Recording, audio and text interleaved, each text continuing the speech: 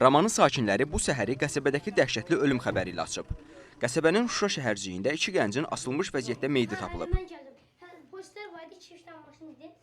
Ramana qəsəbəsinin Şuşa şəhərciyində 17-18 yaşlarında olan Əli və Raminin meyidi gördüyünüz bu yarım tikilidə bu taxtalardan asılmış vəziyyətdə tapılıb. Ətrafda olan insanların sözlərinə görə hadisəni onlar təxminən səhər 9-10 radələrində müşahidə ediblər. Səhər 19 olardı, 9-un yarısı olardı, ayıldım. Nəsə həyətdə gəzirdim də, indi işçilərimiz var, gəlib gedir. Obyektin həyətindəydim. Gözüm sataşdı bu üzə pəncəriyə. Gördüm 2 nəfər asılıb vəziyyətdə, buradan asılıb, sallanır. Gəldim yaxına, gördüm birənci tez çıxdım. 102-yə zəng elədik ki, belə bir şey hadisə baş verib. Gəldilər, köməkləşdik, gələ hamımız. Açdıq, elə götdü apardıq. Onlardan biri 18 yaşında olan Əli Qəmbərov və onun həmyaşıdı Ramil Bayramovdur. Əli sağ qalsaydı bir neçə aydan sonra hərbi xidmətə yollanacaqdı. Mərhumun anası deyir ki, intihar hadisəsindən bir gün öncə o oğlunu həkim müayinəsinə aparmağı planlaşdırıbmış. İş yerimdə mən gəldi yuxarıda yıxılıb. Baş deyirsən gedin soruşun Minerada. Minera ticarəti mərkəzində hapsiyə düşdü. Mənə gəldi ki, oğlum yıxılıb. Qaçdım, getdim, baxdım yuxarıda. Dedim, ama gözüm qaraldı, başım gicəldi. Sonra biraz keçlərində podres bir yıxılıb. İcazə aldım, getdim, gəldim balama, vardım həkimə. Dedi, öt kisəsində qurdumaq şirəsini çəkim o eləyir. Bu dünənləri getdim işə. Gecə çörək qoymadım ya, səhər yeməz demişdi, az qanına ki, ödün yuvacaq.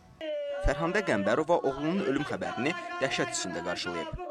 Saat 10'dan sonra da onu zəng çatmadım. Sonra saat 1'də dostuna zəng eləyib, o bir oğla mesaj atıb.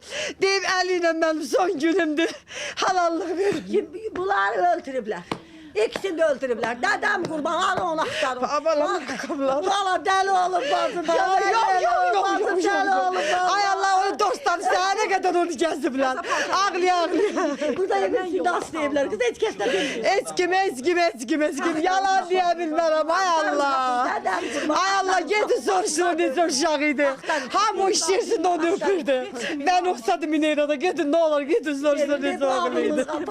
Dədəsi gəldi. Mərhumun qohumları intiharın hansı səbəbdən baş verdiyini heç cür anlaya bilmir. Onlar iddia edir ki, bu vaxta kimi uşağın heç kimlə düşmənçiliyi olmayıb. Heç kimlə, heç problemsiz uşaq idi, saf uşaq idi. Yəni heç kimə dəyər dolaşan uşaq deyil idi. Və işləyən uşaq idi, uşaqlığından işləyən idi. Nə işləyən? Maşın. Afisant işləyirdi, afisant işləyirdi, çörək qazanan uşaq idi. Yəni kimləsə işi olan uşaq deyildi, zəhmətkeş uşaq idi, elə uşaqlığından. Allah eləmir. İntihar etdiyi güman edilən digər gəncin Ramil Bayramovun ailəsində isə hadisə ilə bağlı danışmaq istəmədilər. Qeyd edək ki, ötən gün mərhumlardan Ramil Bayramovun atası oğlunun itkin düşməsi barədə polisə məlumat verib. Bakı şəhər və Sabunçu rayon prokurorluğu, həmçinin Sabunçu polis idarəsinin əməkdaşları hadisə yerində araşdırma aparıb. Baş prokurorluğun Sabunçu rayonunda 2 gəncin intihar etməsi ilə bağlı yaydığı məlumatda deyilir ki, meyitlərin 1995-ci ildə Cəlilabad rayonunun Mələkqasımlı kəndində anadan olmuş Qəmbərli Əli Orucoğlu və 1995-ci ildə Şərur rayonunda anadan olmuş Bayramov Ramil Vidadoğlu olması müəyyən edilib. Meyitlərə valideynlərin iştirakı ilə baxış keçirilib. Baxış zamanı onların boyun nahiyəsində strangulyasiya şırımından başqa heç bir xəsarət və ya xəsarət izi aşkar edilməyib.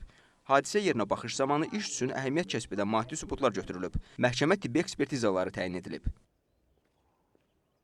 Araşdırmalarla həmçinin müəyyən edilib ki, Əli Qəmbərli və Ramin Bayramov aprelin 26-sında evdən çıxıb və sonuncu həmyerlisi Elçin adlı şəxsin mobil telefonuna haqqınızı halal edin. Bu gün Əli ilə mənim axırıncı günümdür mesaj göndərib. Faktla bağlı Bakı şəhər prokurorluğunda Cinayət Məcəlləsinin 125-ci maddəsi ilə cinayət işi başlanıb.